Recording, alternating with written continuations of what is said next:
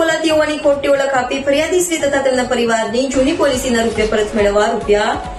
21,97,656 online transfer કરાવી લેનાર આરોપીને દિલ્હી ખાતેથી ઝડપી પાડતી સાયબર ક્રાઇમ સેલ સુરત શહેર પોલીસ।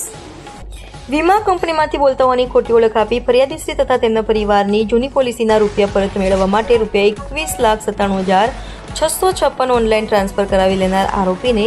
દિલ્હી ખાતેથી ઝડપી પાડી cyber crime cell Surat police. ફરિયાદીશ્રીને ફોન કરી પોલિસી કંપનીમાંથી બોલતા હોવાનું જણાવી ખોટી ઓળખ આપી અલગ અલગ વીમા કંપનીઓમાં ફરિયાદીશ્રીના નામે તથા તેમના પરિવારના સભ્યોના નામે 10 પોલિસીઓ લેવડાવી પોલિસીના રૂપિયા પરત મેળવવા અલગ અલગ ચાર્જ જણાવી ફરિયાદીશ્રી પાસેથી રૂપિયા 21,97,656 ઓનલાઈન ટ્રાન્સફર કરાવી છેતરપિંડી કરી ગુનો આચરેલ છે। ફરિયાદીશ્રી આ બાબતે સાયબર ક્રાઇમ હેલ્પલાઇન નંબર 1930 ઉપર ફોન કરી ફરિયાદ કરતા તે અંગેની વધુ તપાસ સાયબર ક્રાઇમ સેલ સુરત શહેર દ્વારા હાથ ધરવામાં આવેલ અને સાયબર ક્રાઇમ પોલીસ સ્ટેશન પોસ્ટમાં આઈટી એક્ટ કલમના વિવિધ કલમો મુજબ ગુનો દાખલ કરવામાં આવેલ, જે આધારે બેંકો તરફથી જરૂરી વિગતો એકત્ર કરી આ ગુનામાં સંડોવાયેલા આરોપીઓને શોધી કાઢવા માટે ટેકનિકલ વર્કઆઉટ કરી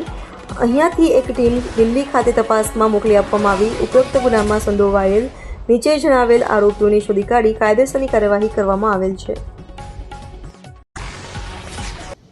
પોલીસ કમિશનર સર સુરત શહેરની સૂચના અનુસાર સાયબર ક્રાઇમ સેલ દ્વારા ચાલુ વર્ષમાં અને પાછલા સમયમાં પણ સુરત શહેરના નિવાસીઓ સાથે જો કોઈ પ્રકારનું સાયબર ક્રાઇમ ફ્રોડ થયેલો તો તે અંગે એફઆઈઆર નોંધીને જે કાયદેસરની કાર્યવાહી કરવા સૂચના અપાયેલ તે અંતર્ગત કાર્યવાહી કરતા સુરત શહેરના નિવાસી એક સિનિયર સિટીઝન સાથે પોલિસી ફ્રોડ થયેલ, જે બાબતે સાયબર ક્રાઇમ સેલમાં એફઆઈઆર નંબર 15 નોંધવામાં આવેલ હતી। સદર જે ફ્રોડ છે પોલિસી ફ્રોડ ઘણા લાંબા સમયથી વ્યક્તિ સાથે ચાલુ હતું, જેમાં તેમણે ભૂતકાળમાં લીધેલી પોલિસીઓ જેનું પ્રીમિયમ તેમણે ભરવાનું બંધ કરી દીધું હતું એ બાબતે સાયબર ફ્રોડસ્ટર દ્વારા તેમને વારંવાર કોલ કરીને પૈસા ભરવા માટે જણાવવામાં આવતું હતું કે તમે આ પ્રકારનું આટલા પૈસા ભરી દેશો તો તમારી પોલિસી ફરી ચાલુ થઈ જશે અને તમને વધારે પૈસા મળશે, એમ કરીને જે ફરિયાદી છે એમણે 5 લાખ રૂપિયાની પોલિસી જે પાસમાં લીધેલ હતી એની ઉપર આ પોલિસી પકવવા માટે અલગ બેંક એકાઉન્ટોમાં પૈસા જમા કરાવીને 21 લાખ રૂપિયા જેટલી મોટી રકમ સાયબર ક્રિમિનલ્સ દ્વારા તેમની પાસેથી પડાવવામાં આવેલ હતી। તે અંતર્ગત સાયબર ક્રાઇમની ટીમે દિલ્હીમાં તપાસ કરીને એક આરોપીને